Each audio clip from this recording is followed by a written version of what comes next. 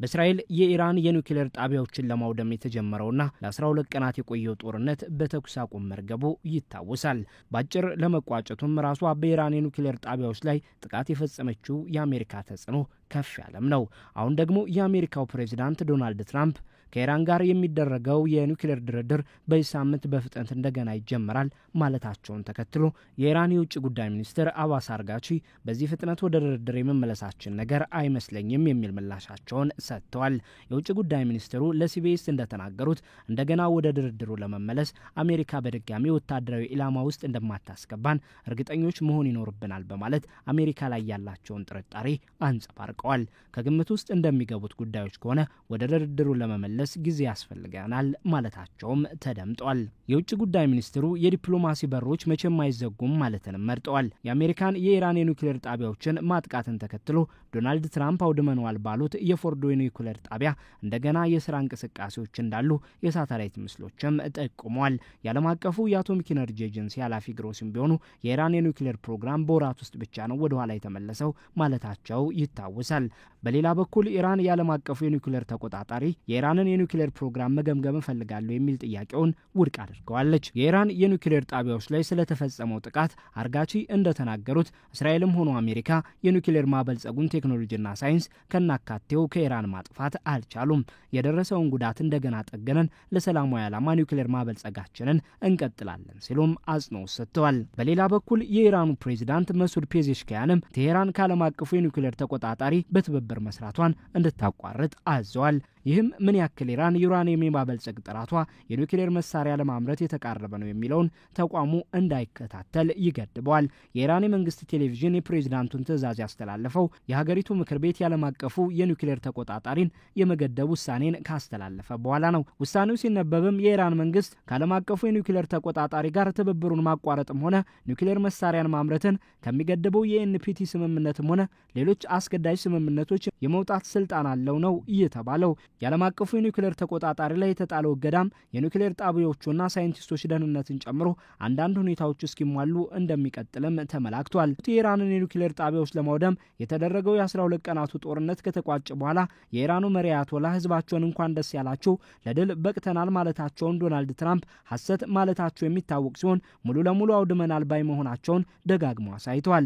አሜሪካ በቀጣይ ሳምንት የእስራኤሉ ጠቅላይ ሚኒስትር ኔታንያሁን ትቀበላለች። ዶናልድ ትራምፕ ኢራን ወደ ኒውክሌር ማበልጸጓ ከተፈቀደላት ደረጃ በላይ ከተመለሰች በድጋሚ ጥቃት ሊፈጽሙ እንደሚችሉ ማስፈራራታቸውም ይታወሳል። በሌላ በኩል የትራምፕ አስተዳደር እስከ $30 ቢሊዮን የሚደርስ ለኢራን ሰላማዊ የኒውክሌር ማበልጸግ ፕሮግራም ድጋፍ በማድረግ ዙሪያ እየመከረ መሆኑ ባለፈው ሳምንት ተመላክቷል። በተጨማሪም ኢራን ወደ ድርድር ጠረጴዛው እንድትመለስ በኒውክሌር ሳቢያ የተጣሉባት ማዕቀቦችና ገደቦች እንዲነሱላት የማድረግ ምክክር እንዳለም ሲኤንኤን መዘገቡ ይታወቃል። በውጭ ባንኮች የተያዘባት $6 ቢሊዮን እንዲለቀቅና ኢራንን ለድርድር የማማለል ፍላጎቶች አሉ። ለህዝብ ይፋ ባልሆነ መንገድም የአሜሪካና የመካከለኛው ምስራቅ ቁልፍ ሰዎች በኢራን ጉዳይ ላይ እየመከሩ መሆኑን ዘገባዎች እየጠቆሙም ነው። በኢራን የሰላማዊ የኒውክሌር ማበልጸግ ፕሮግራም ላይ ኢንቨስት የማድረግ ፍላጎቶችም አሉ።